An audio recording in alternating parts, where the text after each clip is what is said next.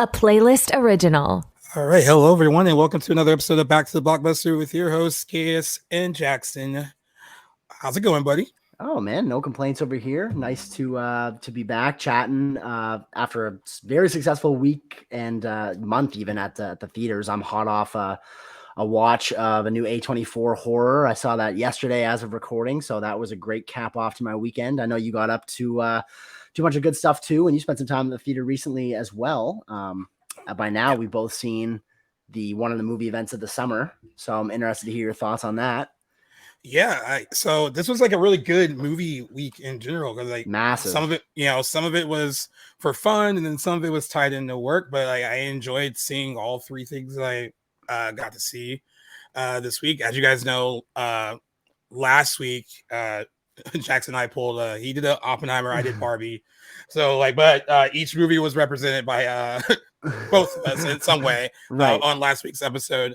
I finally saw Oppenheimer on Tuesday with Owen and our buddy Serge, and I thoroughly enjoyed it. I really kind of piggybacked off a lot of things that you said. It was just like a huge technical achievement. I love that, even though it was 3 hours, and I was concerned. 3 hours. We went at 8:15 p.m. And I remember you like sent me a message like, "Oh, what did you think?" I was like, "Oh, I haven't even gone yet. It starts at 8:15." And you're like, "Oh shit." Yeah. So I was a little concerned about it being like late showing, it being that long. But the movie, it moves so quick. It doesn't feel 100%. like it's long, and every scene feels like it's heightened, but if everything feels important.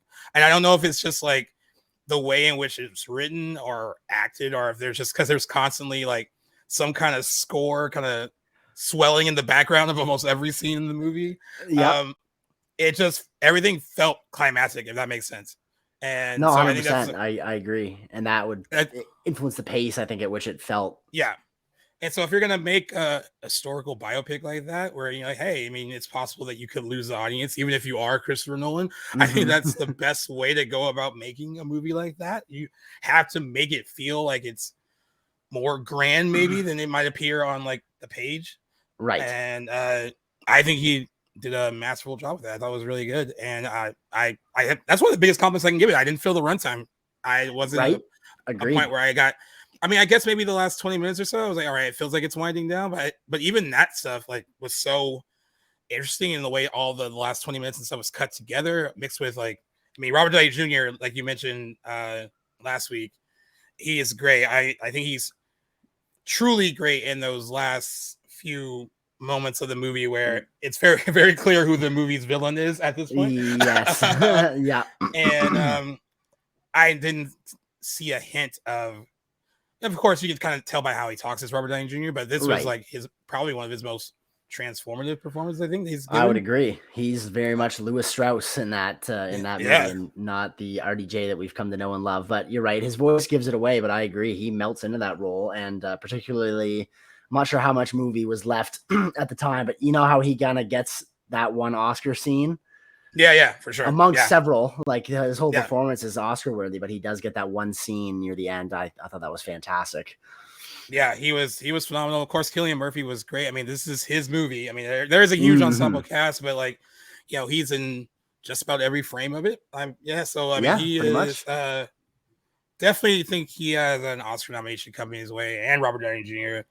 I'm on the fence. Not that she was bad. I thought she was good. I'm on the fence on where Emily Blunt might land. I felt the same way. I guess it depends on how crowded the supporting actress field is, and if there's stronger performances. Like she does. I mean, there's one scene towards the end for her that's really, really good. I thought she handled it really well. When she's going back and forth. And not only is it like funny and there's some levity to it, but it's just like rapid fire, like the way she like delivers that dialogue, and she's just so on top of it.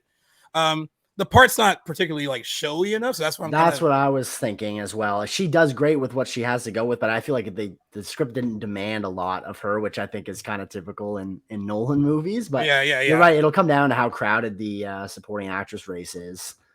Yeah, and you know, Florence Pugh I thought was fine, but there wasn't a lot to the role itself. Agreed. And someone mentioned this on Twitter, and I thought it was interesting that because there were so many people that popped up in the movie that didn't really have a lot to say or do. Like, Jack Quaid's in it, and he doesn't really have like a ton to do. And then Josh Peck is even in it and doesn't really have a lot, but like they were talking about how like Nolan does this thing sometimes, and he really did it with this, where you cast like a familiar face like that because there is maybe one moment that I want you to like pay attention in that scene, and you're going to pay attention because that person's face is memorable. Right. So, during the whole like Trinity test, like Josh Peck's, I guess, biggest moment is, he's pushing the button and like his face and his reactions to all that. I wanted to throw up watching his performance. Yeah. Right. So that is important. So well. Yeah. 100%. Right.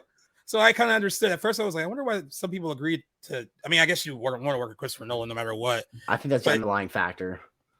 But for Nolan's, they were saying for Nolan's reasoning, I guess that makes a lot of sense if you want to cast like a recognizable face, because the audience is going to remember that pivotal scene because there's someone that they can really identify with during that moment. So yeah, I think that's really smart all the way around to do that. And after seeing someone point it out, it really made sense to me as to why he might have done that. Mm-hmm. And again, $100 million movie, and looks more, I mean, everything about it feels bigger than that. And and again, I think at this point, we talked about like, hey, if this movie does well, this kind of solidifies Nolan as his name above any title, kind of can guarantee box office. And I think I can say that confidently now. I said it after Dunkirk, when I was like, all right, yeah, an historical war film released during the hardest summer. I mean, that still did really well. Yep. But this, I think, was a tougher sale, like on paper, and people are going to it like it's an event. So kudos to him. It's because it's much deserved to have like another hit like that on his hands. Certainly, I completely agree. Couldn't agree more, honestly. And I felt the same way that he passed that test, and it's nice for it probably opens up. I'm sure a lot of more casual moviegoers that recognize Nolan's name wouldn't have otherwise gone to a movie like this had he not been directing it. So it's nice for that genre to get some love. But I wanted to ask you if it lived up to the hype, or if you felt one way or another about where your personal opinion on Oppenheimer landed. No, I think it did. So I actually, my buddy Serge liked it, but it was interesting because there are certain reviewers that love the first half of the movie and think that maybe like the third act kind of drags a little, and then there's some that are opposite. Like, so our buddy Serge was opposite. Like, he was more engaged by like the second half of the film more than the first. And of course, this was a movie that he really wanted to see. He was like, he had been talking about it for a while and like was so excited to see it, and he liked it. I just think he was like maybe a victim of his own hype, but that happens sometimes. Owen liked it, but his thing was, I think it's more he prefers Nolan films like Inception and Interstellar and stuff like that, right? And this being like kind of a first kind of true life kind of. Almost a bit straightforward compared to like his other stuff. Agreed. It is. So I mean, then it was that for him it was more of like a personal preference, but he still liked the movie. And for me, I'm just raking it. I mean, looking at it as like another great film in his filmography. So so it lived up to that hype for me. And it's we still have like a lot of year left, and depending on how stuff goes, delayed and whatnot. Mm-hmm. But I can see it still being in my top 10 for the year. Certainly, after seeing it, I'd say in my number one spot as of yet, but it's got some competition in the second half again, barring no further delays, which we'll get into. I'm really glad you enjoyed yourself. I've been itching to talk about that movie. As I said off camera, I'm hoping might see it again tomorrow as of filming on Tuesday, but some plans are getting shuffled around. I still have yet to see Barbie, so sorry to anybody that was hoping we would chat about that a little bit more. I'm still excited to see it. Just didn't make that time, and we had a gorgeous week here on the East Coast, and I took advantage of all that sun. And nice, but I did get around to see something else that I know you saw, and I was interested to talk about this. I don't think we've really had the chance to talk many A24 releases yet together. It's a studio that I'm a big fan of. I know you really like as well, but got a chance yesterday to see Talk to Me in theaters, and I know that you enjoyed yourself at that viewing as well. Is that right? I did. So the only A24 stuff we really talked about is like older stuff for anniversaries. And then of course we've always brought and Beau is Afraid. And then we've brought up Hereditary and Midsommar before. Yes. but for the most part, it's been like a lot of stuff like that. This gives us a chance to talk like a new one together that we both saw. Yes, I'm happy with that. So I saw it Thursday night with my brother. I was excited to see it because I thought the trailers were really good. It looked like a really cool, intriguing idea. And then this was the kind of movie that had one of those trailers where this movie has already been screened at like festivals. So there's that whole there's already like critic reviews attached to like some of the trailers, right. And that could be hey. Yep. Hey, sorry, it's a Wi-Fi thing. No worries, bro. Where it cut off was mid-sentence. We said it, how it had premiered at some festivals and how that can be good, and that was the last word. Okay, yeah, for us. Okay, yeah. Okay, so I was just saying that it premiered at some festivals, so they were able to attach a lot of critical reviews to those early trailers. So there was like a lot of hype, which can be good or bad, right? It can either live up to it or it may not live up to it. Some of those catchphrases from the festivals that were attached to the trailer, I thought were very intriguing. Like I can't remember who said, but grabs you by the hand and leads you straight to hell. Like that sort of thing. Created a lot of hype for me personally. So I went into that with high expectations. But back to what you're saying. So you hear something like that, you're like, sign me up. 100%. So again, went into it with my brother and pretty decent sized showing for it. We'll talk about its box office a little bit later because it did pretty well this weekend too. Yes, happy to hear that. But really good crowd. There wasn't they were really, you could tell they were really invested and interested in it. And nice. I told you after I saw it, I even put a lot of it online too. Like it stayed with me after it was over for a couple days.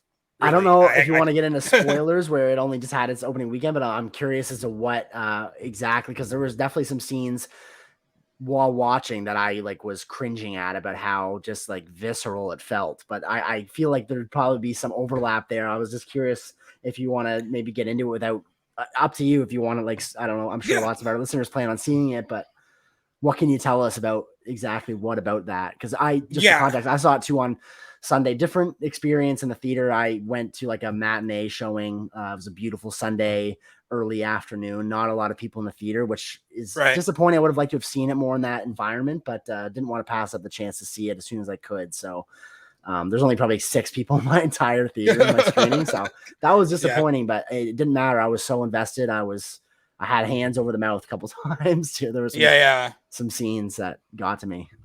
Well, I mean, just so everyone knows this thing, there will be a few spoilers. So if you haven't seen it yet, here's your fair warning. Skip ahead a bit.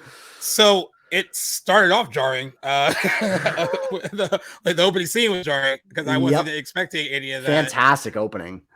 Yeah, I mean, it's just takes place at the party, and this guy's clearly going to go retrieve his brother at this party. He's locked himself in a room, which is kind of funny because it kind of circles back to that later a bit with the main character and her dad trying to burst into the room too on her.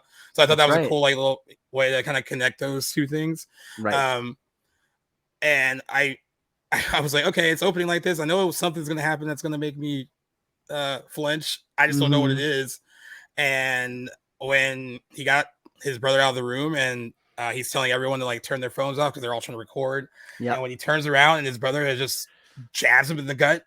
Do you hear the knife come? You can hear him grab it off screen. It's oh no. Yeah. And then you have that moment of pause. Okay, what's gonna happen next? And then he just jams the thing right in his head. And that's the opening. That's the opening of the movie, guys. Cut to the opening credits. Oh man. Yeah. So that it started off that way, and I guess the other one, when they're doing the whole talk to me thing with the hand, I think it's the second time, because that's when Riley gets involved, the little brother. Yes. And it's gonna be bad because he's like, I'll only do it for 50 seconds. So I think the time that you're supposed to do it for is 90. Right. And then this character Jade is his sister, older sister, and she's like, no, she doesn't want him to do it. And Mia, who's her friend, it's like, oh, well, come on, let's let him do it. We're all here basically. And of course the sister storms off because she's so frustrated that they want, after having seen people who have done it, that even in their group of friends who have done it already, they're like, I don't really want my little brother to experience whatever this kind of whatever's going on and what you're kind of seeing when you're in that state of being after, you know, gripping the hand and asking it to talk to you. So he leaves, and Riley convinces Mia to, like, you know, please let me do it. Because he says 60 seconds, and she's like 50. And he's like, all right, 50 seconds. And he does it. And of course, when you grab the hand, like there's things that you see. Either, I guess you're seeing what, spirits, demons, what are they supposed to be? And then you're supposed to say, like, let me in. And then when that happens, you know, you're experiencing what they are experiencing, or like some kind of like connection with them. And his starts off pleasant enough because he's connected with Mia's mother, who's committed suicide. We find out earlier in the movie, which is why Mia is a bit troubled in a kind of weird state, you know, at the start of the movie too. And you know, he's talking to Mia as if he is her dead mother, and it's like nice for a second, and then it's not anymore. There's once he threw his head back and started like kind of gurgling, basically struggling to breathe almost. And then slammed his head on the table over and over again. Man, I just felt everything. It felt like it was happening to me. Yeah, I agree. I was very put off by that. Because you've seen, you know, head injuries to movie characters before and you feel them, but there was something just different about the angle at which he's like hitting his head off the corner of the desk, like repeatedly, and they're all so shocked they can't even do anything. They're yelling at him to stop, and it's clearly not him doing it. And then going for his eye, trying to pluck his eye out. Oh man, that disturbed me so much. Oh God. And like, so it was weird. So it was all stages, right? So like when he first started banging his head, and you see that like first like gash in the middle. So it's like, it's the way it's cut and done together that it's like, all right, this feels too real. Like, it looks too real. And then, of course, when he went to grip his eyeball and he was like, it looks like he's about to rip it out. I was like, so in case, you know, severe head injuries don't bother you, they like double down and give you a little bit of that. For equal measure. That whole thing got to me. But I think what also got to me too is that there's like this kind of sadness that's throughout the whole movie as well, where like especially the character of Mia is a very engaging character. Sophie Wilde, apparently this is her first like studio or major film, motion picture, whatever. She was fantastic, and she owns every bit of this movie. Like, she has to jump from so many different ranges of emotions. Like, she's funny when she needs to be. Like, she's a really funny character. She has good interactions with like most of the characters. And then also the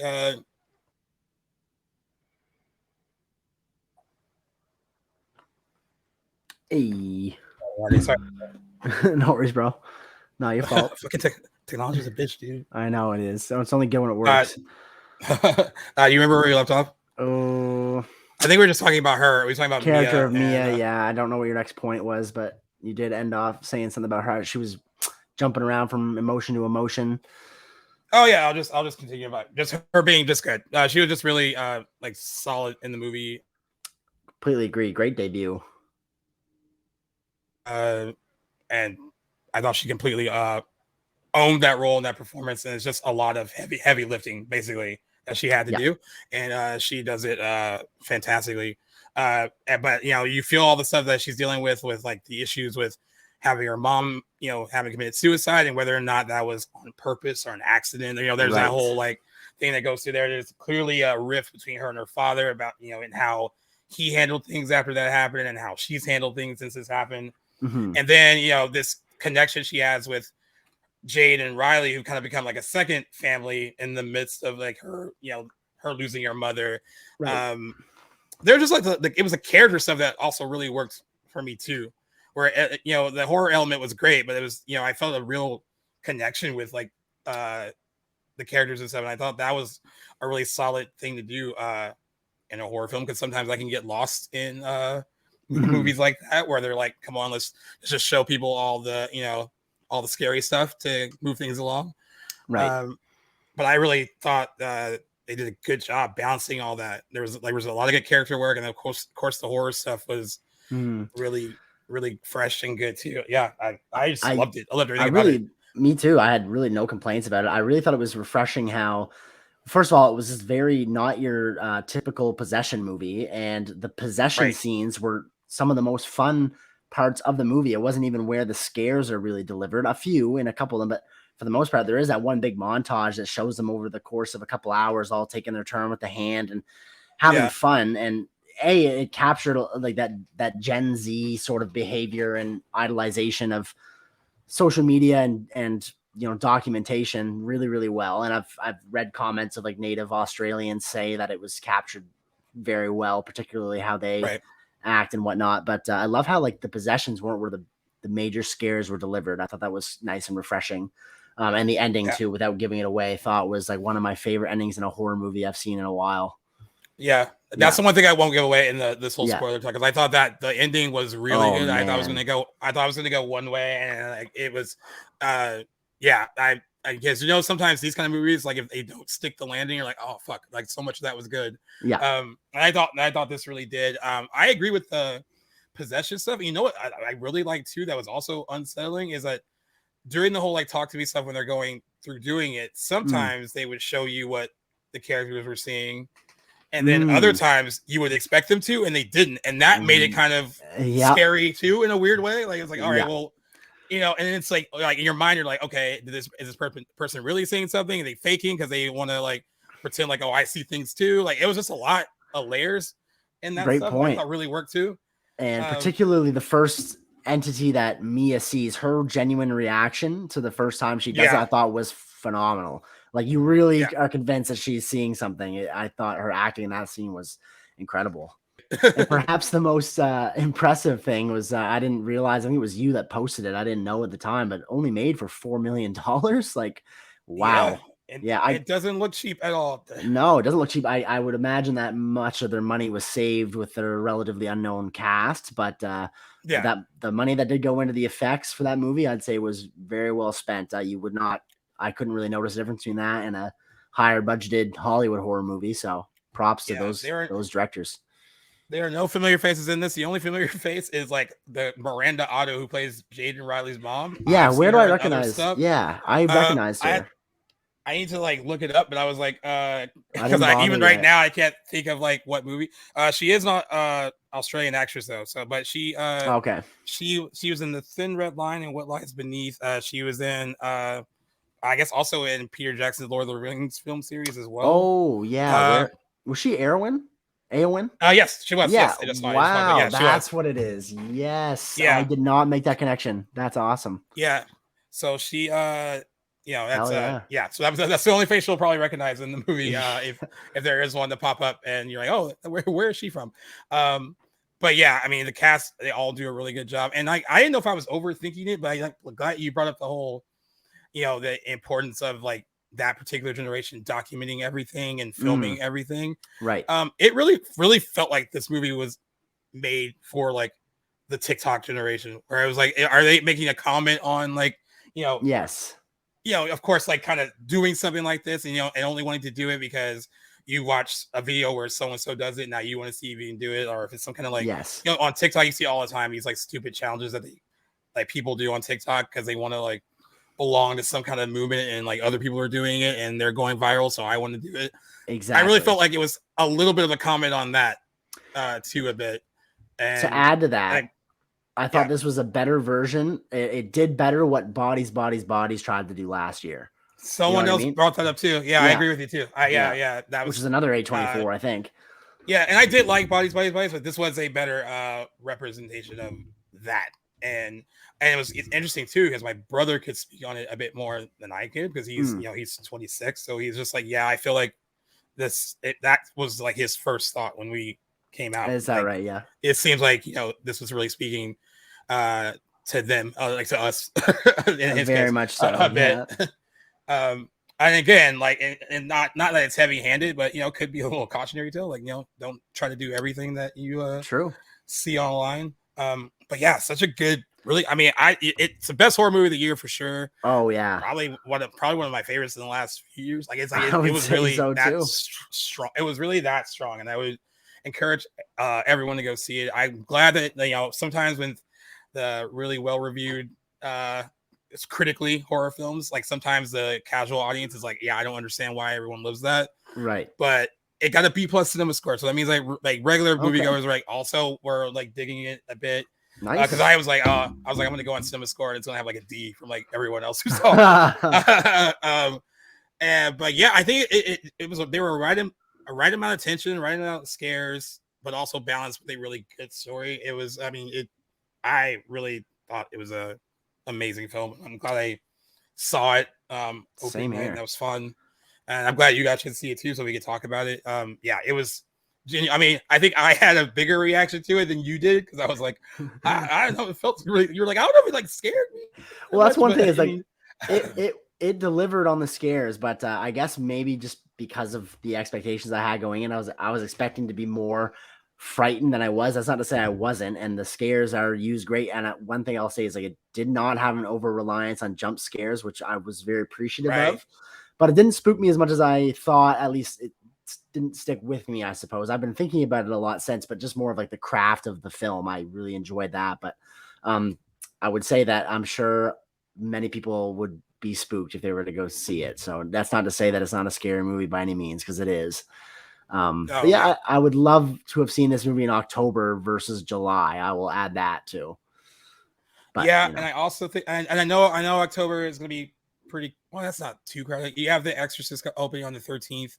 Saw 10's at the end of September. I mean, maybe they thought there's a lot of competition around that time, but I kind of feel like I wonder if it would. It did well this weekend. I just wonder if it would have like did even better if it was released during spooky season, right? Which I would say would count as September as well. But you know what? Can't blame them for. I guess I am curious that what led to the late July release. But yeah, I mean, I think it worked. Maybe I see on one end because like it also is trying to appeal to like that 18, I mean even younger than that, and it's the summer and people are out of school, so I can see that being a reason to like to try to grab the young audience. But yeah, an October release probably would have been even better. But now these guys can probably do directors can do whatever they. I mean, I guess they were known for like doing YouTube videos and like wrestling stuff and who I don't know. I was trying to reach out to people who have actually followed their stuff a bit more because I don't know anything really about them. But if there's any indication that they had this in them, I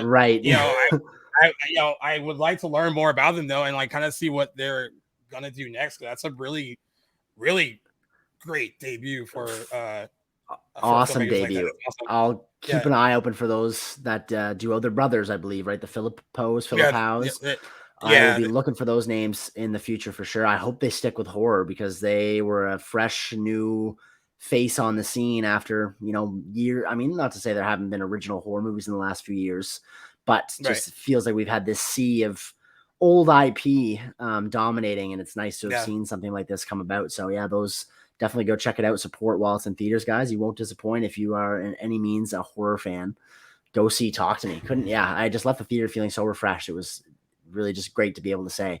And I think there's a lot of room for like a prequel or like a loose spin-off to like where the hand came from. I would like to see something like that. Not that I expect we'll get anything like that, but it's rare that I would really even say that about a movie where I want to see.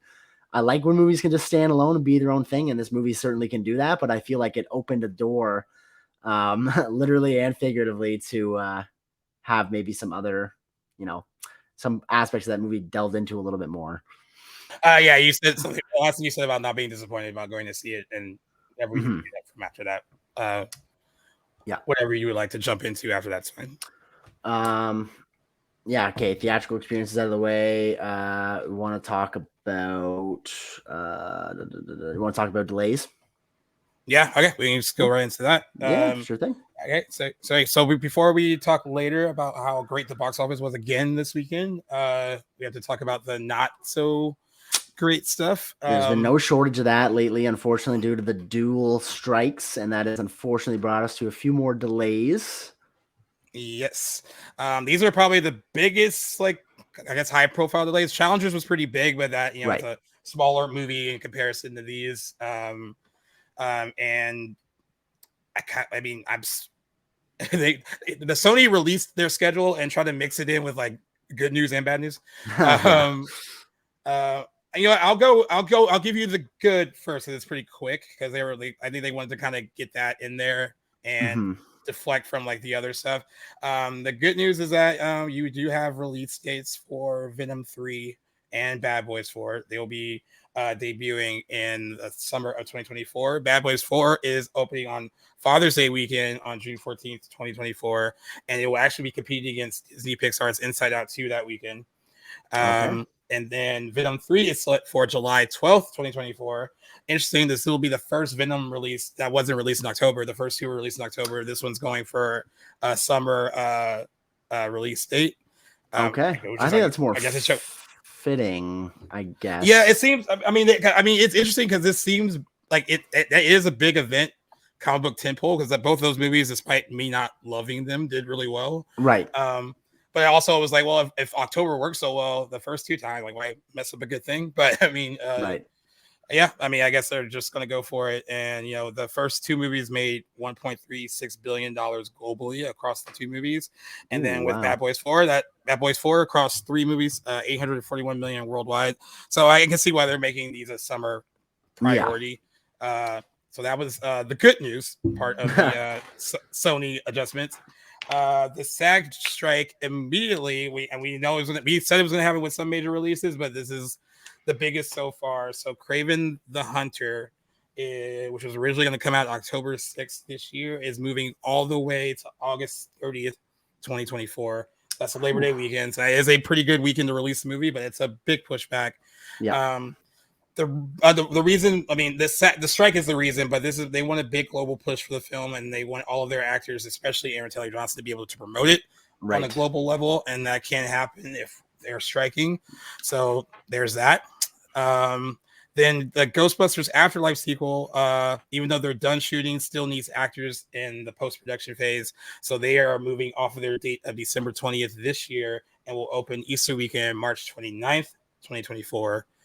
That March 29th, 24 release date was where Spider-Man Beyond the Spider-Verse was. Right. Now it's completely off the calendar. There's no release date for it at all. We kind of knew this might happen with this one because Haley Steinfeld said she hadn't even recorded her anything for that third movie yet. Right. And I have a feeling that this is kind of that maybe not. Obviously, the strike will have a lot to do with this, but I have a feeling too that the conditions on the filming of the last movie, right? They did these concurrently. Is that right? The second one and this one. And I imagine that the work is not completely done behind the scenes. And we remember that Across the Spider-Verse had 100 VFX artists walk off the job. So I have a feeling that might have something to do with this delay here. I don't know for sure, but I would imagine.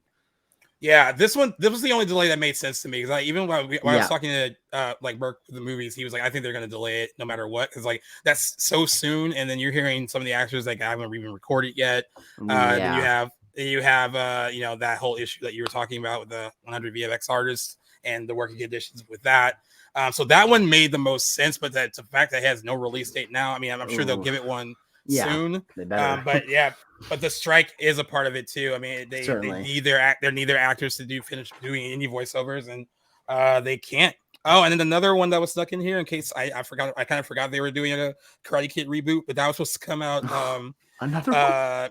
Yeah, it was supposed to come out June 7th, 2024, and they're moving it to December 13th, 2024. So these are the first major big delays. I don't want to make this a big story, but I thought it was interesting that the IMAX chief, when talking about Dune Part 2, he said he doesn't think that movie's moving.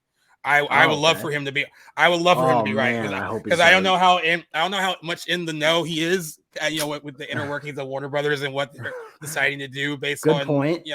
What's his insight? I wonder. Yeah, that made me feel a little confident that he's like, no, I think they're not going to move. So who knows? Hopefully, one can only imagine or hope. Yeah, it should stay. But that will be a movie that will benefit from press and promotion from the cast. But I mean, I think they're at risk if they move it as well. I don't know. We'll see.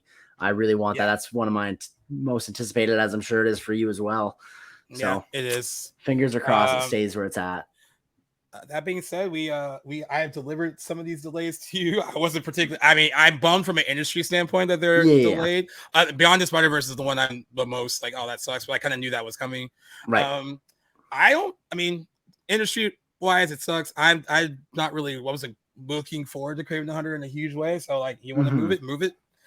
Same things with that Ghostbusters Afterlife sequel. I liked Ghostbusters Afterlife in the moment, and it was fine. But I wasn't like craving another one, so it's like kind of feels like it came and went. I never saw it, but I didn't really remember hearing much about it when it was out and since. But it did well enough to get a sequel. Yeah. I'm with you. I kind of don't really care, but something to talk about. Something to talk about. So yeah, I mean, but that it is significant because these are the first, and so far Sony is the only studio to really make moves like this. Right. I did see online that there's a rumor that the people who are representing the studios and the networks and streamers are finally talking about going back to the negotiation table. Oh, okay. Light at the end of the tunnel, maybe. Hopefully, someday soon. One can hope. There's a rumor that the people in that are working with the studios and networks and stuff are now wanting to go back and talk back with SAG and the WGA about renegotiating. So hopefully that rumor is true, and then they won't be stubborn about meeting the demands of the writers and their actors. Hopefully sooner than later they reach that deal, because it's already been long enough, and I have a feeling 2024, at least the beginning of it, we're going to suffer a little bit. Yeah, and towards the end of the year. Yeah, that's really sad, but and I know we have trailers to kind of talk about, but I know one main thing that since we've both seen Oppenheimer now. I was like, all right, well, this seems like of the right time to, since everyone else had been doing it the first week that Oppenheimer opened, I was like, all right, I think we should do it now that we've both seen it. I thought that was a fantastic idea. I don't know why it hadn't occurred to me earlier, but when you suggested this, you sent me the message. I was like, that is a fantastic idea. Why don't we do that? Well, I want to preface by saying this was hard, and wherever these movies fall on the list does not mean that it's like, oh, that one's like bad. It's just, I prefer by no something means else.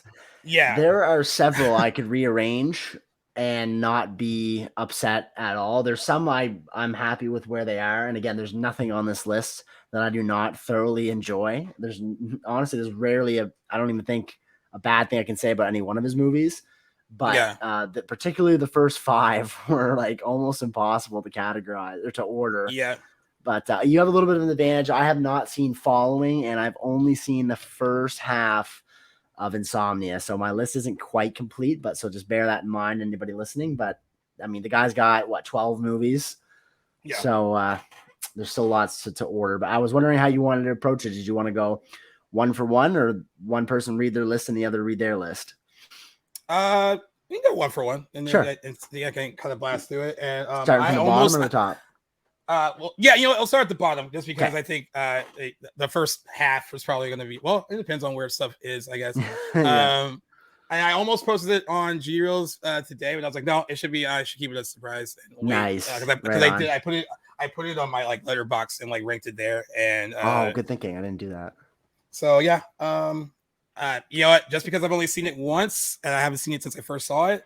Following's at number 12 at the end. Matching you there. It's the only one I haven't seen anything of, and I have a feeling if I did see it, it would probably be down there anyway, it being his debut and all. But that being said, you've seen it. What do you think of Following? It's good, but remember when we did the Dark Knight episode, and one of the guys from Film and Fermentation, they were like, "Oh, what did you think of it?" And he's like, "It feels like it's a first movie, debut." Yeah. I mean, he gets better. I mean, I should see it again just because it's been a long time since I've seen it. Yeah. Maybe I'll think differently now. Well, who knows? He's done so many great things since. I might be like, no, it's right where it needs to be. Yeah. But yeah, that's that's not knocking it. Something's got to be. No, not knocking it all. Yeah. In the list for me for that one. Mm-hmm. What about what's at the end of yours?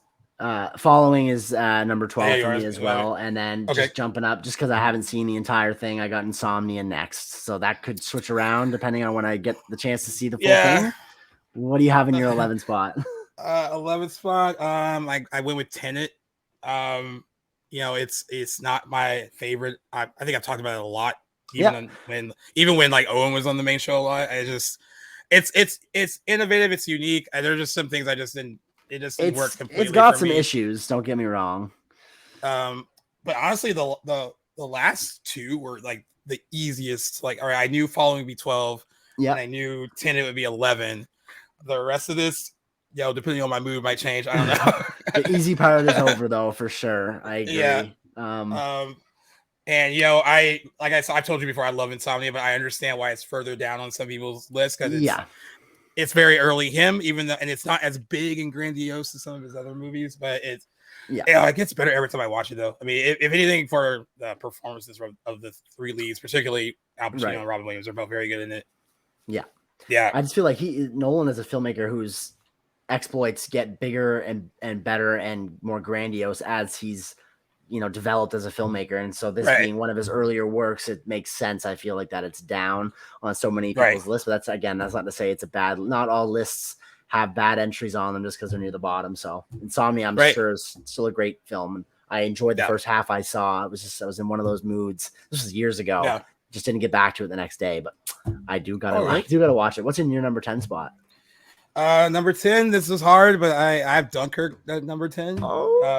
This is personal enjoyment. I think it's a great movie, but this is personal enjoyment. There's certain things that work better in these other movies for me. Certainly. And I knew I was going to get that kind of reaction, but I mean, it's good. I like it a lot. I think it's his biggest technical achievement. Maybe it'd be in the running with Oppenheimer now, but I've only seen Oppenheimer once, so hard to compare. But I see why. Narratively, it's not one of his stronger movies, but it's also it's not trying to be either. You know what I mean? Right. Agreed. All right. In my number 10, I got Batman Begins. Oh, that's so low. I know. I feel guilty. I feel guilty having it there. I love Batman Begins. Don't get me wrong, but just purely stacking it up against his other movies, I'm like, that's where it's got to go. I just had your Dunkirk reaction. Oh, yeah. All right. Even though I think it's one of his most underrated movies, I still had to rank it a little low. At 9, I have Insomnia, and I know we talked about Insomnia already. But but I still think it is one of his most underrated movies because I think people kind of forget about it. I agree. I bet a lot of more casual moviegoers wouldn't even, if you were to throw out all of his movies, I doubt many people would even kind of realize it is him. You know what I mean? I think you would get a lot of he did that. Yeah, exactly. I feel it'll be one that a lot of people that as they come into their cinephilia might look back and be like, oh, that's a Nolan movie. I had no idea. That's kind of how I approached it when I first heard of Insomnia. But in my 9th spot, that's where I threw Tenet, and I love Tenet. Okay. Don't get me wrong. I'm one of those Tenet sympathizers where I understand, especially in the audio sphere, it's got some issues. I am a big supporter of Tenet, and it's hard to follow, but I mean, a lot of his movies are, and I don't think that makes it bad by any means, but it's got to go somewhere, and that's where it is. Yeah. All right, so 8, and I think this is a really good movie. I actually like this movie a lot more back in the day, and it's just I like his other stuff a bit more now. But when this first came out, even when I was young, getting into movies and stuff. And it's a very complicated, complex movie. But I got Memento at number 8 only because I liked other stuff more now. But back in the day, when me and my friends when that movie first came out, we tried to dissect it as much as we could because it was just so that would you have to watch it. You have to watch it a few times to really certainly. And I don't want to come off as pretentious, but you have to watch it a few times to get it. You have to pay attention. You can't just throw it on and try to do work at the same time. No, certainly not. I love too the callback to that movie that Oppenheimer kind of has with the black and white non-linear sort of approach to it. So that was a really nice callback to what's one of my favorite Nolan movies. Yep. All right. Well, we're going to make so many people mad with our list. It's impossible to please. I'd be interested, and we encourage people too to definitely drop your list as well. But in my 8 might be, I know for certain it'll be a hot take for some people, but I got Dark Knight Rises in 8. I know, and that pained me to put there. Some people don't love it. I mean, so you might not be alone in it being a hot take. It's still kind of low. I love that. Yeah, Rises. I think there's definitely a sect of society that puts it over to the Dark Knight. I'm not one of those. And by having it in the 8 spot, I don't think that I think it's a fantastic conclusion of that trilogy. I don't even really have the problems with Rises that some people have. stuck the landing. I think. Yeah, I think so too. Fantastic movie. Yeah. All right, so number 7, I got The Prestige. Hey, there we go. Me too. All right, cool. Finally.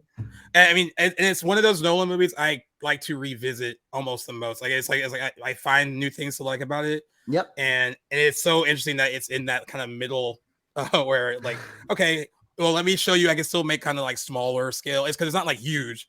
And then but I'm also transitioning into doing like these bigger things. So it's like, he's like, I can still do this one thing, and still make big, potential box office behemoths as well.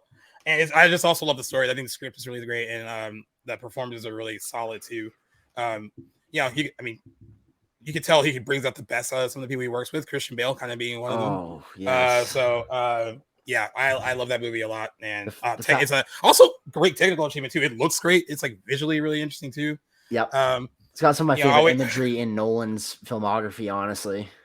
Yeah, this came out the same year as The Illusionist, which was like another like magician movie. Yeah, was that Edward Norton? Edward Norton, and I just remember like, The Prestige. I mean, I like The Illusionist, but it's like a smaller, more like a little bit more cerebral than it's very talky, but it is very good though. But I always thought like, Prestige like blows it out of the water like so much, but I love it. I think it's great. I love it. I think it's really impressive he put that out the follling year after Batman Begins. That was him and Christian Bale must have been best buds during those couple of years. During the filming of that trilogy. But no, I really liked it. I actually put my buddy Chris on that movie here recently, and I'm pretty sure when it was over, he sent me a text and said, "What the fuck did I just watch?" He liked a good reaction, but it's like, oh my goodness, like just all the twists and turns and it is a fairly straightforward Nolan movie. But there are a lot of twists and turns and stuff you really got to be paying attention to. But I love that scene with Christian Bale where right before one of his characters gets hung, he drops the ball and he goes abracadabra. That's one of my favorite moments in that movie.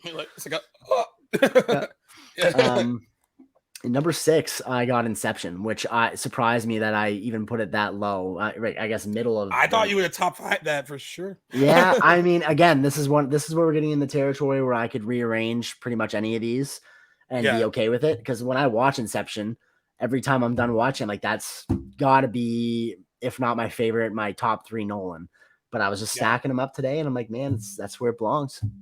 What's your number 6? So 6, I kept switching my 5 and 6. This is something that could maybe change. Right now, 6, Oppenheimer is number 6. Okay. I couldn't quite top 5 again, and it almost felt like too soon to maybe. And that's why I kept switching it back and forth. Now that you mentioned that, I feel that way too. A month from now, I might think differently. I don't know. Yeah, I'm riding the high though. From that flick. Yeah, but I switched it a lot. So what is your 5 then? What'd you switch to? Interstellar. Nice. Yeah. That's number 5. 5's where I have Dunkirk. Okay. You're like the complete opposite of you, Gabe. Definitely a top 5 Nolan for me without a doubt. I got that. That was the movie I watched in anticipation of Oppenheimer, and just being a sucker for World War II films. Like that's one of my favorites. So yeah, it was awesome to have seen that again. Yeah. I won't speak on Interstellar too long. Just because I mentioned that it was at number 5 already.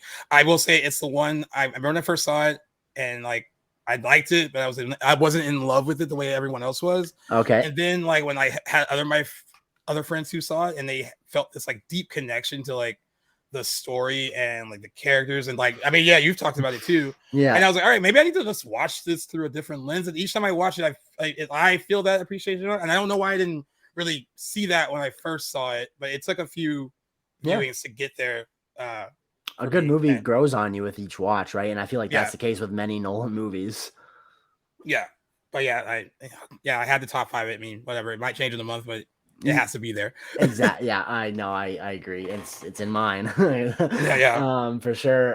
Number 4 is where I currently have Oppenheimer ranked. I just had to put it up there. I'm still riding the high from that. I had so much fun watching that movie, and like I said, plan on seeing it again. And maybe after I get another watch of it in, if anything, it might go higher. We'll see. But it's a top 5 at the moment for sure. All right. So number 4, and I think this is going to be a hot take because a lot of people don't, like I said, we mentioned earlier, and compare it to like the one that came out before it. People don't love it as much, but Dark Knight Rises is at number 4. Okay. And it's going to be high because I've actually seen people like my friend jokingly was like, "Man, I see some of y'all ranking that movie above it, Interstellar. Like, what's wrong with you?" And I just did. Some people shit on that movie, and I just don't get where the hate for it comes. There's moments, but I think that movie's fantastic. It's really good, exciting conclusion to that trilogy. So yeah, number 4. Don't come at me. No, I won't blame you for having it. I again, it pains me to put it as low as I did in my list, but this is still every movie on here I thoroughly love. But breaking into the top 3, I could have this as 1. Again, the 3 are very much interchangeable, but that's where I landed with The Dark Knight. And goddamn, I love it. Oh wow, yeah, you do. I mean, yeah. I didn't know. I actually did. I thought you might have had it top, but then I forgot. And then I forgot. Yeah, you love something else more. Not a bad spot for that movie to be in. Thank you very much. All right, number 3. There's more Batman, and it's Batman Begins. And really? And I think of the 3, even though I think one of them is better than the rest, Batman Begins grows on me more like each watch. Like there's more like to really like I love agree about with that. Yep, me too. So I have no shame in putting it in number 3. Yeah, The Dark Knight though, for me, like it had to be up there as being one of the movies that I've seen the most. Yeah. And just gets better every time. I gotta find something to appreciate about it every single time. But no, that could be a top 3 favorite movies of all time, let alone on a Nolan list. Yeah. Moving into number 2 spot, that's where I have Memento. And see, that's why you were like, exactly. So we were very much flipped on that one. But I love that movie to death. Yeah. One of my favorite endings ever. Yeah. When he's reflecting in the car at the very end, when he kind of makes that decision to keep going along with his delusion. Yeah. Man, his monologue just before the credits come on, like I lived for that scene, dude. It's so good. Yeah. Well, number 2, I got Inception. Nice. And again, another one that I think it's a great technical achievement, like one of his best technical achievements. Like, I think that's his most groundbreaking movie. Yeah. And the fact that he had all that in him while he was making like his Dark Knight movie, unreal. How do you have that much space in your brain to like get all that done? But like, Jesus. In the 2-year gaps he had in between Dark Knight, Inception, and Dark Knight Rises, is unbelievable. Like what a streak. When you think about like the prep that goes into making stuff like that, is you can't just like completely turn that around so quick. You have to like that has to be there already. And I mean, like I don't know, man. That's why I think that's why I'm impressed by it the most. Is like how is that movie not muddled as fuck with like I agree. But it's great. I love it. Definitely Still one love of his more, if not his most impressive movie. Absolutely. Yeah. All right, to the number 1. I'll give you the credits the honors rather. You go ahead and let us know what is your. I mean, what is it? I'm trying to think of. Okay. Yeah. It's the Dark Knight. It's fantastic. I think if you asked me tomorrow, I'd probably agree with you. I think it's his best movie. Let's put it that way. It's just not in my number 1 spot, but I think it is his best movie, his biggest achievement, and definitely the movie of his with the most longevity, I would say. Okay. Yeah. Nice. Well. All right. Well. Yeah. Your number. And as we know, number 1. I thought maybe even when I was making this, I was like, I know how much I hype up Interstellar and how I say it's one of my favorite movies of all time, but does that necessarily mean it has to be my number 1 on my Nolan list? And I just didn't feel right not having it there just because of what that movie means to me. I had this conversation with Cam the other day because he works at a gym and there's someone there that he's kind of like putting on they're a younger person and they're coming up and they know how much into movies Cam is. And so he's put him on some movies, and this guy got in a double feature recently, his first ever watches of Inception and Interstellar back to back. And man, could you imagine to have that be a first time experience? I was so jealous. But I said to Cam, I was like, Interstellar is just one of those movies that really showed me, that kind of opened my eyes as to what cinema could be, and it just wouldn't feel right not having that as my number 1 spot. So that was kind of easy. You know, and you've talked about the movie more than a few times on the podcast. So I knew that like it's very special to you, and that you actually was. I think, if I'm not mistaken, like either your first episode as like a guest or your very first one as an official one, you kind of brought up that being the movie that I think opened up your world when it comes to movies and stuff like that, and what you can do. The veil was lifted. Yeah. So I mean, that's a great reason why that movie is important to you. So, you know what we're gonna do? I'm gonna, at the end of all this, I'm gonna have Jackson send me his list, and then I'm gonna, I'll have mine, and just like a friendly competition, we're just gonna we'll throw some polls up to see. Okay, good idea. Which ranking you prefer. And then if you have any other comments other than voting on the poll, if you want to be like, why the hell is this at number 4 when it should clearly be further down the list, you can also do that too. That should be good, because we had a lot of difference, even though some are close. I love that we met right in the middle and had the same. We had Prestige as 7. Like, that's hilarious. Crazy. Yeah. But no, I like that. But yeah, what this kind of proves though is that this guy's a really great fucking filmmaker, and none of these movies are bad. He's never made a bad movie. That's right. It's just lists like this. It's like you said, you think The Dark Knight is his best movie, but then there's like personal preference as like what this movie does for you as an experience, as like whatever that experience is, emotional, whatever. And Interstellar's that for you. So like it's all personal preference. So exactly. There's no right or wrong to it, but it's so much fun to rank this guy. Some cinephiles will come at you and be like, hey, it's personal. I'm not. Hey, if Insomnia is number 1 on your list, I know it won't be on anyone's, but if it was, you could totally have it there if you wanted to. Certainly. Yeah. And I know you've had this idea before. I think it's fantastic, and I know we'll probably do kind of like a director showcase by the time Dune 2 comes out. I just want to bookmark right now, and just so people can have an idea of what to expect. But when Dune 2 comes out, I definitely want to do the same thing for Denis Villeneuve, because that movie, that filmmaker is incredible. Yeah, so that'd be a good one do too. that. And he's got, I think he'd be like the only rival, I would say, to Nolan right now in terms of like the quality of and the frequency of which they make their movies. They honestly feel like cut from the same cloth, just for different sort of reasons. But they remind me a lot of each other. I would just love to be in the room and listen to them have like a conversation about movies. see what that conversation would be like. 100%. Just walking back and forth.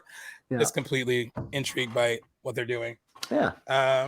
All right. Well, that was a lot of fun. That was I'm glad we threw that in there now that we both had seen his latest release. And now we have to talk about some upcoming releases trailer wise. Two horror movie trailers first, and the things they have in common is that they're both attached to big franchises. There's been several entries of them, right? And I responded to one trailer better than the other of the two. Okay. Interested to hear which is which. So I will since this trailer came out first, I actually attached to Oppenheimer. The only reason we didn't bring it up last week is because I hadn't seen Oppenheimer yet, and they didn't release the trailer online until the following week. I think the Monday. Okay. And so I didn't see it until it came out on the Monday. But a lot of people did see the trailer for the Exorcist Believer attached to Oppenheimer. I think you had one attached to your showing of it too. Yep. And I actually did end up having one attached to my showing on Tuesday. So I actually, I watched it online at home, and then I got to see it on the big screen actually twice now because they had it attached to talk to me as well. Oh, okay. Okay, I'll just get it out of the way. I prefer this. We'll talk about the Saw 10 one a little bit. I prefer that one, that trailer to this. Agreed.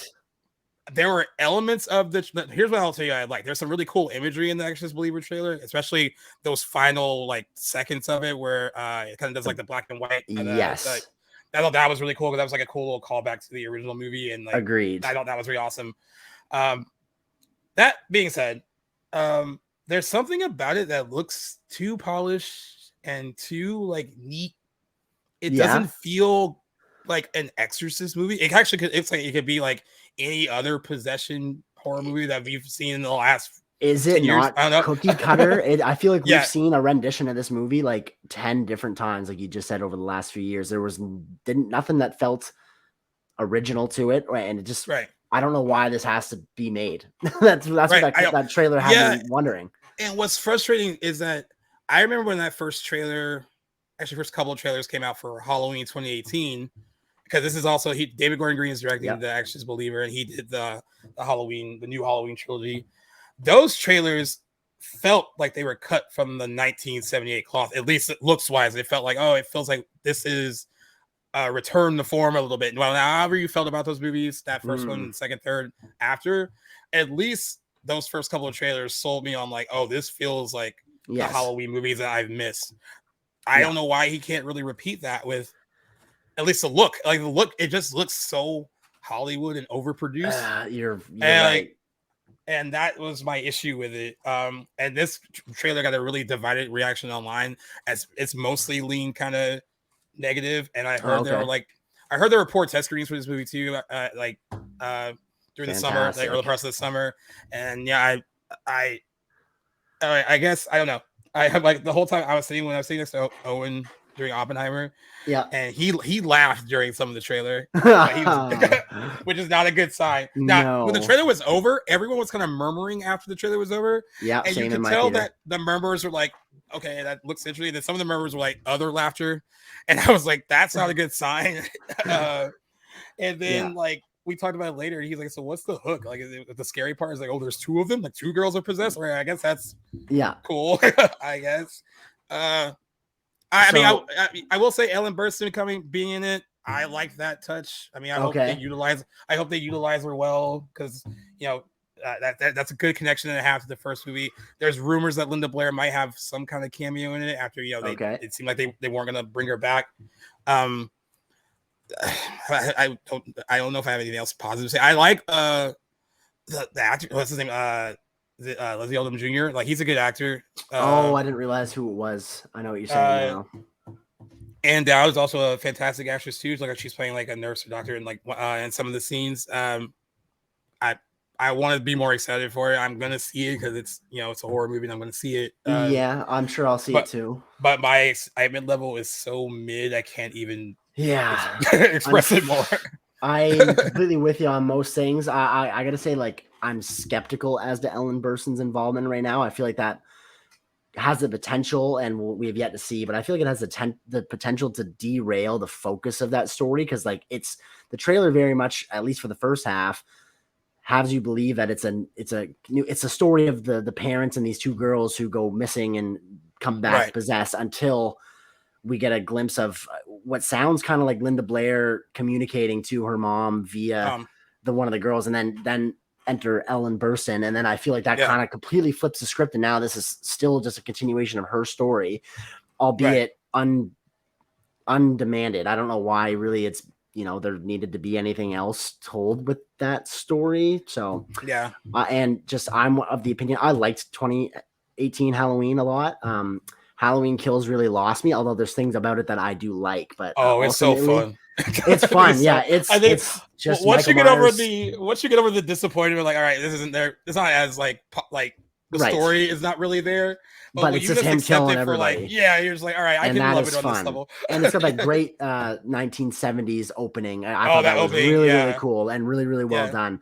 Overall, though, I would say I did not like Kill. If I just had to say one way or another, I didn't like it, and I didn't even bother seeing the most recent one. So I would say, like, after the first one, generally, I would say, like, I did not like how David Gordon Green handled the series, and we're already getting talks of two sequels to this Exorcist movie before the first one's even come out, which is just completely. We've learned this lesson so many times in Hollywood, or clearly have not learned the lesson, but we have seen this happen so many times.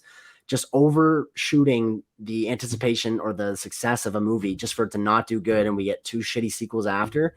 I feel like this is just another IP for him to kind of tarnish, and I'm just not looking forward to that. They did announce I think it's The Exorcist Deceiver. I think that's the second one, and it's supposed to be a trilogy. Right.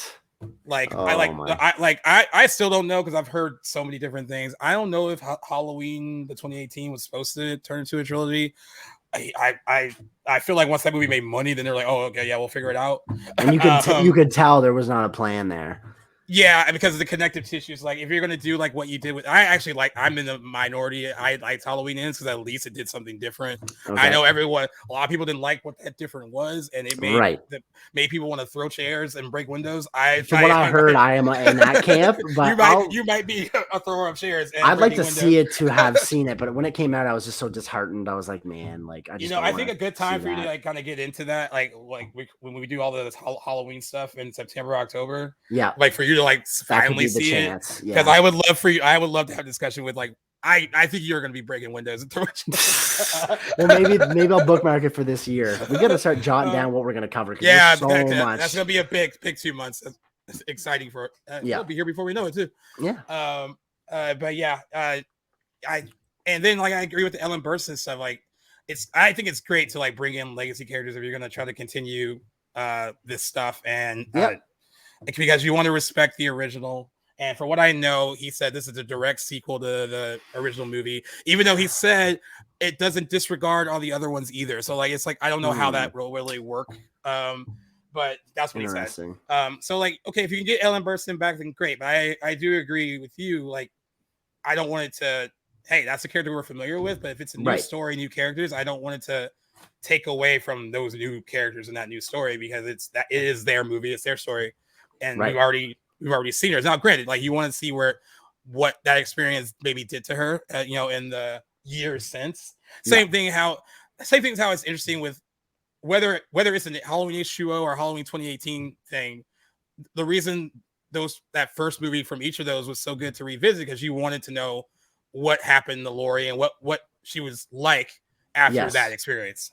And it's a different situation with with Laurie and like Ellen Burstyn's character from The Exorcist, because Reagan, to me, in The Exorcist, that's it's happening to her. So she's the lead of that, and I really would want to know what happened to her after. That's right. Agreed. All that.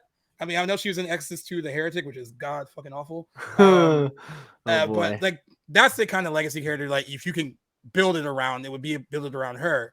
Right. This is no shade on Ellen Burstyn at all. I just think that, when I think of the lead, I think of her, and I don't think of her mother. Right. Who of course that character experienced a lot of that too. I mean, like it wasn't just Reagan, but I mean it's Reagan's body that was taken over by this thing. So and it's I love it. It's good. It's fan service. Like, bring back someone from the original that I can see that. Yeah. That OG fans love. I mean, the young people in our theater when that trailer came on, they didn't know who she was. So I mean, they were like, there was no like, woo, random applause kind of thing. Right. But yeah, I'm just not excited. And I really want it to be.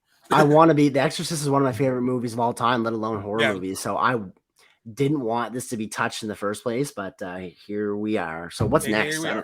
After this, what's he gonna do next? Like, I don't know. Hellraiser. We'll see. I'm yeah, there you go. Which, I mean, we did have a reboot. Yeah, we already have what I got. I almost think I would have liked it more if he had done that than what we got. But so, like, at this point, and I like I said, I love what he did with 2018 Halloween. I don't think Halloween Kills is as nuanced, but it's fun, right? And visually, I think it's a really good looking movie too. Like it's shot really well, and like you said, the opening scene is incredible. The way he recreated the 78 stuff, and then ends. It depends on if you jive with like going so far off the box that you alienate the fan base. Like, I mean, like, but I agree with you. Remember when you talked about The Exorcist and we brought this up before, you were like, I really wish it wasn't David Gordon Green doing The Exorcist and what someone else was doing it.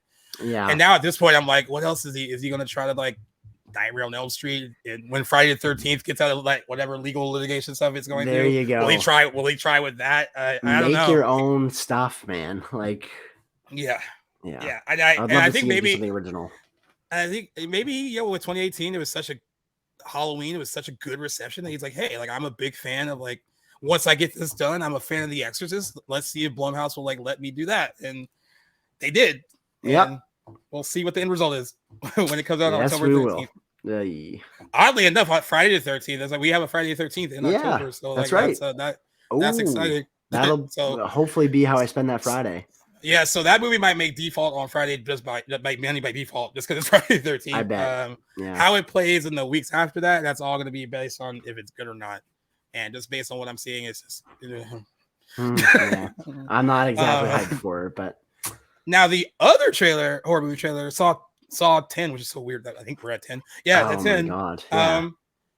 I liked it because it really felt like I haven't loved these movies since I think the first 3 are good, and then they start to get like the first one's great, the second one's good, and the third one's good.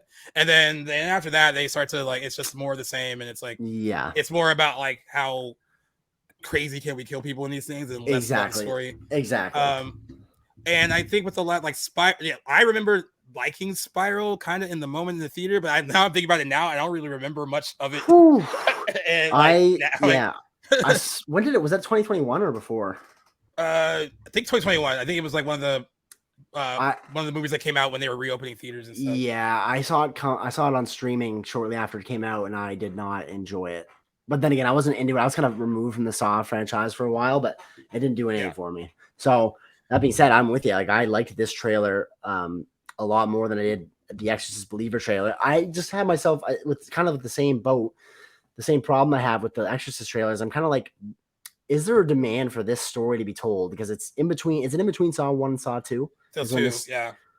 It feels like more of like it felt like more of an excuse to get Tobin Bell back because the character that's right he is dead, right? So it's like so like how do we get Tobin Bell to come back? Well, we'll just say that it's set between like 1 and 2, which is like this. I mean, I get it. Tobin Bell, I mean, the face and voice of that franchise. I mean, who would have thought like laying on the floor for like the majority of the first movie would turn into like that? But he's up there with horror icons like Jason and Freddy and Ghostface, even though Ghostface is played by multiple people, like that's the image of it, like and it's crazy, but he is one of those people you think of when you're like, oh, that slasher icon. So I get maybe, but I also don't know if I'm trusting that there is a reason to revisit this, especially in that middle kind of because I guess we didn't really see the in-between stuff. I mean, maybe there was nothing to see because there was no story, but like we didn't see any in-between stuff 1 and 2, right? So I am intrigued by that. But I'm also I can see your kind of reservations of like, oh well, was it necessary? That's all I'm really wondering. So if they have a good enough reason for the story to be told, then so be it. I'll decide that when it comes out. But I just thought it was interesting, maybe not so much in the good sense. I liked the trailer, but I'm just kind of like, what are we getting at here? Is this just another opportunity to throw him in and to have, because the Saw franchise, generally does well. It's been a while since we had an entry in the main franchise. So I kind of just thought this might've been a way to shoehorn in some more torture porn, but it does look good. It looks deliciously gory. I do agree. There's a couple moments in the trailer I thought that why would you include that in the trailer? Like there's literally a scene near the end. They showed a lot. They showed it way too much. So that's a problem I have with the trailer. But overall, and then when the trailer was over, I was like, did I watch a Red Band trailer? Because it felt gory for like a standard trailer, but I think it was just a regular one. That was like good. I was like, I didn't know they could show that much in like society's changing. Maybe a little bit. But it looks fun, and he's not the only one returning. Shawnee Smith's coming back as Amanda. So I guess she has to because she's like that was of course the big twist of part 2, how involved she was. And that also a very good twist, I thought. So it's cool to kind of have them back. I wasn't sure this was gonna make money, but then like people are they love this franchise, and I think they're excited that like it feels like it's a return to form. And I think they bumped up the release date to September 29th because they are Lionsgate is feeling confident in its potential as well. But we'll see. I think it looks way better than the Exorcist Believer. I'll just say that. Yeah, I agree. It looks better than that. And the stakes are a little bit lower for me. So I'm like my expectations aren't like super high. So it's like they're kind of like, all right, we'll see what they do with it. That's a great point. That'll impact how I view those two movies in the theaters. Yeah. So that will be out on September 29th, and definitely of the two trailers, the horror movie trailers, I certainly enjoyed that one more. And then the third one is we won't have to talk about it too long. Marvel of course has another season of a show coming out on Disney Plus. It's Loki season 2. I actually did enjoy Loki. I did watch it. I think it's one of the last few Disney Plus Marvel shows I actually watched all the way through. Yep. I just the time jumping and all that stuff, it makes it so much more interesting than some of the other MCU shows that they have going on. Tom Hiddleston's awesome as that character. I love the way he portrays the character. And this trailer, I thought this trailer looks good. It looks like a lot of fun, at least, and looks like a cool technical achievement as well. It looks visually interesting.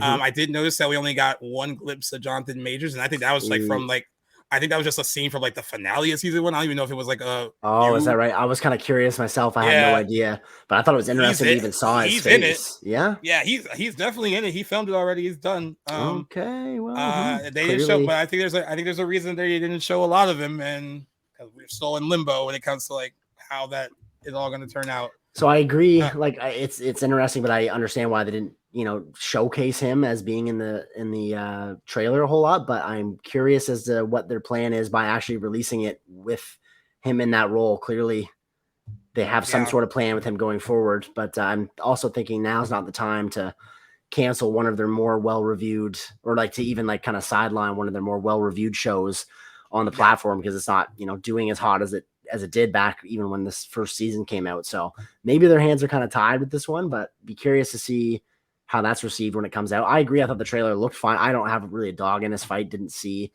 Loki season 1, have not really been following the MCU as of late, but I'll say thought the CGI looked a little bit better than some other recent projects I've seen in the trailer. But I am kind of confused as to like what Loki's whole role is in the show, or in even the MCU right now, because he does not come across as a villainous character in this show. I feel like that a lot of that changed post Avengers. I think a lot of that has to do with, I don't know how much of that was planned and how much of it is just Tom Hiddleston, what he brought to that, where the character can toe the line between being like a villain, very much can, and kind of like because he's also in the position he's in compared to his brother Thor, like feeling slighted. And I think in a way, and I think from like someone watching it, like viewers could like kind of relate to that, kind of like, oh yeah, he's just misunderstood more than like a full-on villain. True. And I think they've expanded on that a lot in his appearances after he was the main villain in the Avengers. Right. But yeah, it works for me so far. I think what he has done and grown with as that character has really worked.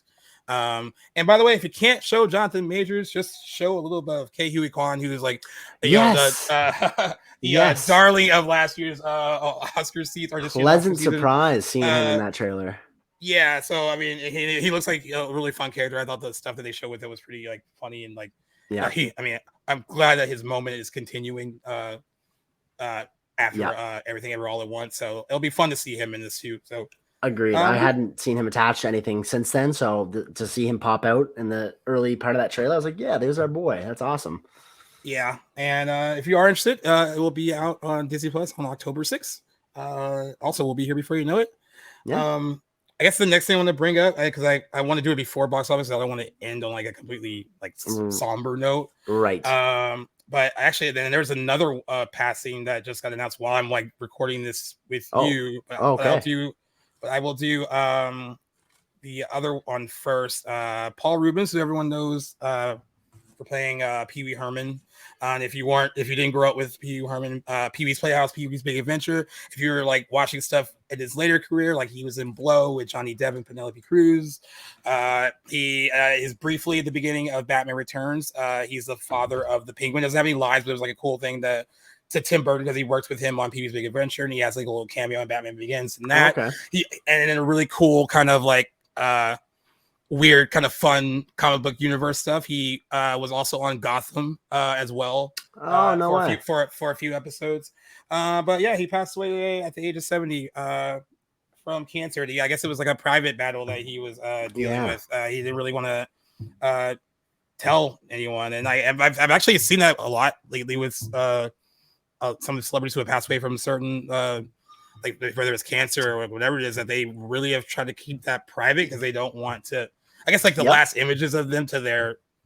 I mean, it doesn't really matter to us, but I think that's when you're in that industry and it's like, hey, I want them to remember me this way. Yes. Kind of keep, or I don't want them to just like pity me because I'm sick. Right. There's, I think those two things kind of play a factor in that. But to speak on it briefly, I grew up on Pee Wee's Big Adventure. Is such a fun like movie. Right. Big Top Pee Wee, not as good, but still fun. And then Pee Wee's Playhouse, I watched a lot when I was a kid, and he was just a gifted comedian. And then like to like see the stuff like when he was in Blow, I just remember being so shocked that like I don't think I learned he was actually. Well, I don't know if I learned his name was Paul Rubens until I saw Blow, because I was just associated with being Pee Wee Herman. So when he was popped up in Blow, I was like, what? Like that dude from my childhood. But yeah, super talented, and it's just like super, always sad to hear. No doubt. I don't know if you have any like connection to like Pee Wee Herman or anything like stuff like that. I'd have been able to seen his likeness and be, I know that's Pee Wee Herman, but I have no idea how I would even know that. Never watched didn't really even have that much of an understanding if he was like from a show, if his character was in movies, or what the whole ying was there. But no, definitely sad to see. But I didn't really have any exposure to him as a character. But sad to hear. And I actually have been Blow has been on my list for a long time, so I'll keep an eye open for him when I do get around to seeing it. But it is sad to see. 70 is not that old by any means. No, so not at all. Yeah. But yeah, I wanted to just bring that up because there's been so many tributes to him online today, and saw so a lot many of people those. saying really nice things. So the other one that just happened while recording with you, Angus Cloud, who is famous for playing Fesco on Euphoria, died at his family's home. No way. In Oakland today. He was young. He's young. He's 25. The actor's family said. Yeah, he says it is with the heaviest heart that we had to say goodbye to an incredible human today. As an artist, a friend, a brother, and a son, Angus was special to all of us in so many ways. And they said last week he buried his father and intensely struggled with this loss. The only comfort we have is knowing Angus is now reunited with his dad, who was his best friend. They're not saying how, but it seems like maybe the way that's written. Right, they're being sensitive to how, and maybe he had issues coping with his dad's death and stuff. Right. That's a shame. His story always was amazing to me because he's not an actor, like really. I mean, like how he was found for Euphoria. This is like someone just had a look that they liked, and he embodied that character. And out of everyone on that show, he had, I think, the least amount of experience. Okay. And made one of the biggest impressions, clearly. Yeah, and by season 2 of Euphoria, he kind of becomes the heart of that show. That he has a really with Maud Apatow's character, they have like a really interesting friendship that they form in season 2 that has so many layers to it. And he's just he's a lot better than maybe what you would think he would be by like looking at him. Right. And he brought like a lot of heart to that part. And it's a hard part because he's a drug dealer. He's the one that got Rue addicted to drugs. He was selling to her. But he has another great moment in season 1 where Rue's begging him for drugs and he's realizing what it's done to her and he refuses to sell to her. And she rips into him, calls him all kinds of names, makes him feel worthless. And he understands why she's doing it, and he doesn't hate her for it. And he's just like, I'm sorry, I can't. And like you feel that emotion coming from him. And this is someone that didn't have a ton of training. Like he didn't do it a lot. Right. And he brought like some real humanity to that part. So that was, just reading that now, it was really sad to hear. And like, I know a lot of people that are going to be upset at that. That's tragic. That's a shame. Yeah, like 25 years old too. Also, I mean, I know you just said 70 isn't old and 25 is way too young.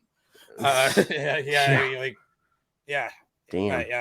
At least with in both cases, it's different, of course, generations and stuff. There's something left behind that like fans, family, whatever can look at and enjoy and be like, they left their mark in some way. That was positive, and he got a lot of accolades for it and a lot of appreciation for it. So I think that's a big appeal to working in this industry, is to leave, to immortalize yourself in a way by leaving your picture on screen. Permanent time capsule. It is at that point. And so they'll never be forgotten. But yeah, and now we come into box office. Just a great weekend. I didn't know what I knew they would continue to do well. I just didn't know how well these second weekends were going to be. Because to give you context, the first Monday for Barbie, which is a Monday, like a regular Monday, not a holiday. I know it's summer, but like just a plain old Monday. Yep. It's like $26.1 million. I was like, that's like superhero money on a Monday. Yeah. And then it was like the next day, it was 26, like a flat 26 on Tuesday, and then 23 on Wednesday. Man. And then like it had during the week, it had no gross below $20 million during the week. That is crazy impressive. I will say this. I didn't mention this earlier, but when I went to the screening for the new Teenage Mutant Turtles movie, it was at AMC in Citrus City. It was like deep in LA. Okay. And this was at 3:00 in the afternoon. It was full of people dressed in pink blazers, pink pants, pink shirts. It was everywhere. It was packed. It looked like a Friday, Saturday. Right. People have been showing up for Barbie. And they showed up in a big way because it made $93 million over the weekend. Which is just crazy. That's only a 43% drop. If you have an opening of 162 million, there is expected like, okay, maybe it'll drop by half or maybe more, especially with people seeing it as much as they saw it during the week. Right. But this is clearly getting like repeat viewings, or maybe people who were on the fence are like, all right, maybe I'll go see it now. Yep. I think a lot of that's happening. I wasn't expecting a $93 million opening, but that's great for the industry, great for all involved who made it. Absolutely. They should be proud. So, right, this is Warner Brothers' previous best second weekend was The Dark Knight with 75.1 million. Barbie is now their best second weekend ever. Blew it out of the water. Holy. It now has a domestic total of 351.4 million and a global take of 775 million. This thing is definitely going to make $1 billion. So yeah, I stand corrected. I remember I wasn't sure when you were asking me if it was going to cross that $1 billion threshold. It seems it certainly will now. So good for it. Yeah, that's great. Warner Brothers got a win on their hands. That's for sure. And they needed one. and not to give all the love to Barbie, because Oppenheimer also held on really well. Yep. Only dropped 44% to $46.2 million. Domestic total now stands at $174 million and has a worldwide take of $400 million. That's all in a $100 million budget. I actually heard today that IMAX is working with extending its time with Oppenheimer on their screens because they can see how well it's doing. There are showings, I guess, that are still sold out in certain locations. Oh my god! I know the whole 70mm showings have been sold out a lot of places. Some people said they've seen those tickets going for $100 on eBay. That's crazy. Good passive income strategy there. Yeah. So this is an event in itself too. Like this, I mean, movies like this don't make a ton of money on this level. That's usually. Right. But don't underestimate Christopher Nolan, I guess. No, never make that mistake. I'm glad to hear Barbenheimer's still going strong. That's great. Right. We didn't predict this movie last week, but it should be known that not all news is great at the box office. Haunted Mansion opened to $24 million, which is not far off from what the other one did 20 years ago. I think it was like $23 million with Eddie Murphy. Remember that from my childhood. The weekend would not look as bad if the budget wasn't between 150 and 160 million dollars. Where are these Disney budgets going to? Do they not know how to manage money? I don't know. I don't know what's going on, but I saw that figure earlier today and I cringe a little inside. I'm like, there's just no reason that I could think of. I saw someone on Twitter that went like, how the fuck is Oppenheimer $50 million cheaper than Haunted Mansion? That's ridiculous for a bunch of CGI ghosts. Like, I don't get it. So I'm sure Disney's gonna see a loss from that, and it sucks. So I think the cast is great. I just didn't have any interest in really seeing. Nothing about it really screamed out. Let them go see this right away. But I love Rosario Dawson and Lakeith Stanfield, Danny DeVito, Jamie Lee Curtis. It has a really good cast. I just wasn't definitely awesome cast, but wasn't vibing with it. No. And then the last one, which you kind of alluded to earlier, Talk to Me. Even though it opened outside of the top 5, it opened in 6th place, but it was a $10 million opening. It's the second biggest debut since Hereditary for A24, and all that on a $4 million budget. Yeah, so that's doing well, incredibly already. So they're gonna make some money from that. So they know how to do it. One of these days, the bigger studios are gonna have to learn from the A24 model because they just are so conservative with their budgets, with their movies, and they don't necessarily swing for the fences. Yet, so many of their movies are home runs. Right, I agree, and I love that, and I just love too because this studio is unique with all types of movies, but they've been really, really solid with horror and like what the chances they've taken on. Like, other studios probably would have been like, no, that's a little too little artsy fartsy for our taste. Yeah, well, and they stand by it. So I'm glad that they're in the game, and they're a big part of the game too. That's exciting. Yeah, as well. So as far as predictions, there's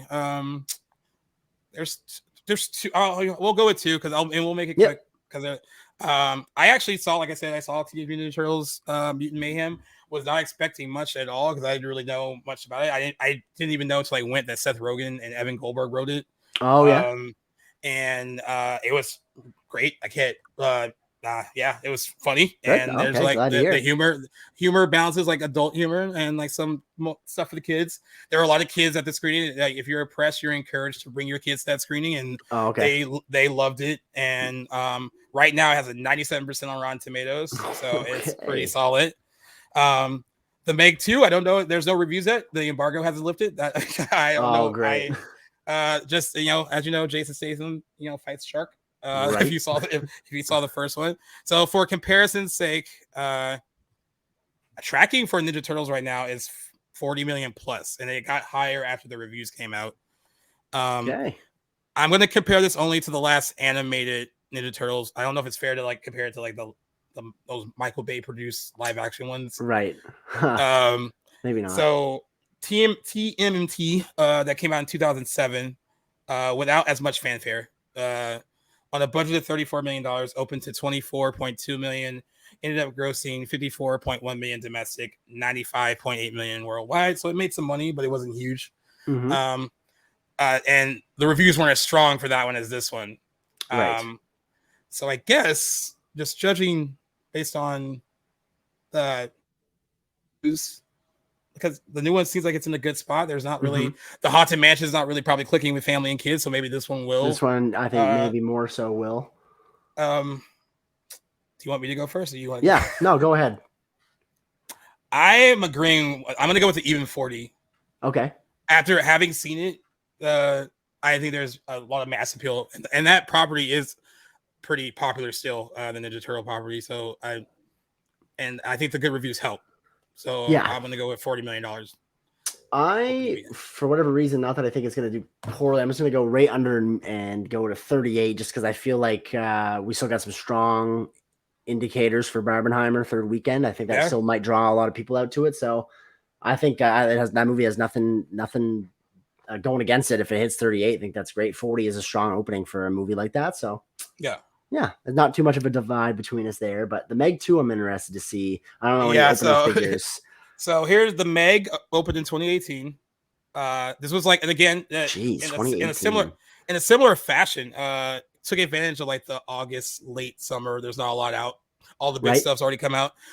It opened to $45.4 million on a budget of $130 million. It ended up making 145 domestic, but the reason we got a sequel is because it ended up making 530.5 million worldwide. What? So it was a huge never would have guessed that. I didn't know it was this big either. When I looked it up, I was like, oh, well, I guess that's why we got a second one. Okay. I haven't seen a ton of marketing for it though. Nor have I. I've seen a trailer once. My friends who are on the Shark Week said they've been airing trailers everywhere. During Shark Week, I don't really follow Shark Week at all, so nor do I. And I haven't. And in some of the movies I've seen this summer, the trailer wasn't attached to anything that I've seen, so it doesn't feel like it's as strong, the marketing. Which is why I'm going lower with the opening weekend, lower than the first one. Okay. I'm gonna say 25. Okay, I'm gonna go with 30. I feel like you might be right. After I said 25, I was like, wait. I was like, yeah, we'll see. I agree. I think it's gonna come in lower. I just don't feel like the studio is very confident in this one. I can't understand. I don't know. I was very surprised to even see that the sequel's being made, but then again, I didn't know how well it had done worldwide. But those numbers are crazy to me. But I don't think there's as much velocity behind this one. Yeah, I don't think so either. No.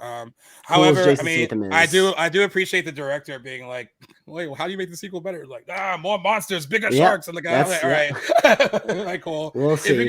If you know what you're making, then fine. Like, you know what it is. Maybe we have the next Judgment Day on our hands. Who knows? Right? Who knows? Right? Because I saw the first one. I remember that what I remember about the first one in the theater is it didn't lean into how silly it was until way late in the movie. Like, it took itself way too seriously to start. Okay. And I was like, okay, this is not like, you're not making Shakespeare. Like, what's going on? And I felt like it should have leaned into that a lot sooner, and then it would have been a lot more fun. It looks like the sequel does lean in on it hard. I just haven't seen does it seem like there's a lot of interest in it? No, I get that feeling too. I honestly don't really remember much from the trailer. It didn't stick with me much at all. But then again, I hadn't seen the first either. I didn't really care. I kind of felt the same way as I did when the first was coming out. Like, okay, does Jason Statham not have anything better to do than to make this movie? But clearly he's down on his, maybe his agent. You couldn't find anything better for him. But we'll see how it does. I like Jason Statham a lot, and he's a badass, but not where I thought I'd see him. But in any case, I'm going with the 30. All right, 25. Yeah. You heard it here, folks. Yeah, we're both a little different on Ninja Turtles, and slightly, slight, but still overall, we've had Meg too. much different guesses on some movies in the past. So I feel like we're pretty close for sure in the grand scheme of things. And before I have you wrap things up, I just want to give people some exciting things to look forward to on the show. I'm actually finishing up cutting down our first reels thing that we did. I actually recorded like 2 or 3 weeks ago. Right. There's gonna be a lot more of these kind of little snippet video things that we're gonna do on mostly for the socials, since we are going to start transitioning to YouTube very soon. I got an email from our editor Ben, who said that the graphics team is just working on like a new design for the YouTube page, and what's going to happen to everyone. I spoke about it I think on the deep dive episode with Owen, but like they're gonna basically wipe what was on there because there wasn't a ton on the YouTube page because it was in the early stages of like, what do? We don't really know what we're doing. So it's gonna be a clean slate. It'll be like the way the show is now. It'll be presented as if you're meeting like myself, Jackson, Owen, almost for the first time. That's how we wanted to start it over basically in video form. And then because StreamYard is so good as far as letting you add branding, because like on these screens we just have like the border, which is like black and it's surrounded by that. Our branding will be on each thing. And the branding will be different for the main show and for the spin-off, but all part of the same team. So that'll be coming very soon. So we wanted to get like some video stuff out there to also use for YouTube Shorts, which is why Jackson's Reels idea was a good one to have. And we actually have a list of other ones that we will do soon, so we can get those out there to you. And then we also have a lot of fun anniversary episodes coming up. Some serious, like Fruitville Station is very serious, but I think it'll be a really good one to talk about, like just as a debut for like Ryan Coogler and like a really big breakout for Michael B. Jordan. Certainly. We are still doing your anniversary pick for Pirates of the Caribbean. That'll be happening soon as well. We're going to do the same thing for August once we can break down maybe 3 or 4 for you guys to choose from. For sure, ones that are coming down the pipeline as well. Halloween H2O, and Mark J. Parker will be on with us for that one. He was on our Can't Hardly Wait episode. And there's no one better to come and talk about late 90s teen horror movies. Can't wait to have Mark on again. And then he'll also be joining us later in August for Freddy versus Jason as well, which will be a fun one to talk about.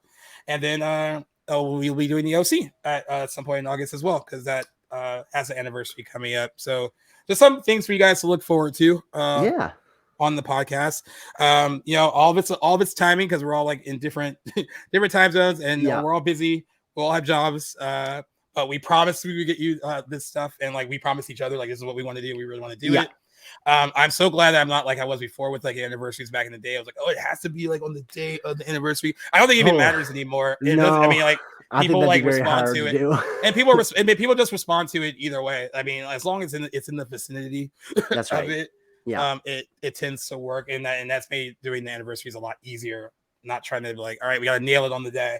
Right. It'd be a little bit hard to navigate, but thanks for not being too demanding on us, guys. But well, so just wanted to like throw that out there so you got that we have something to look forward to. Lots coming down the barrel, and excited to break out onto the YouTube scene as well. That should be good exposure for the podcast. And you're right, we do have a lot of awesome ideas that will fit great into some reels that I am excited to get underway and to promote on YouTube. That's going to be fantastic. So yeah, still lots coming down, lots of new stuff, even though we're 7 months in doing this together.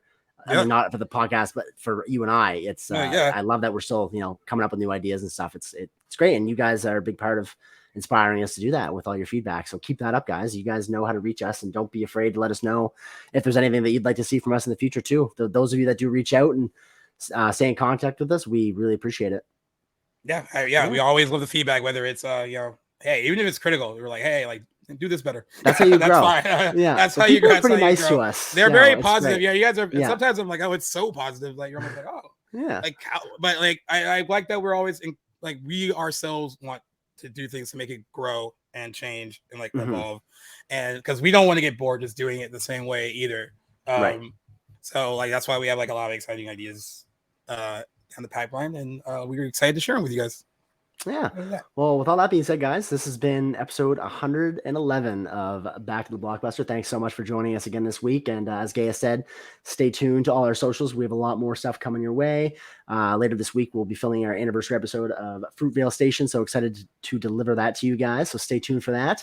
By now, you guys know where to find us. But if you're new to the podcast, you can find us wherever you guys get your podcasts. And as of this month, well, I guess it's August now, as of last month, you can find us on Playlists app at the App Store. That's for all iOS devices. So go check us out there if you haven't already. Yeah, Gaius, it's been a blast. Thanks so much for joining and tuning in to us again this week, guys. And stay tuned for more content coming your way. This has been episode 111. We'll see you next time. Peace.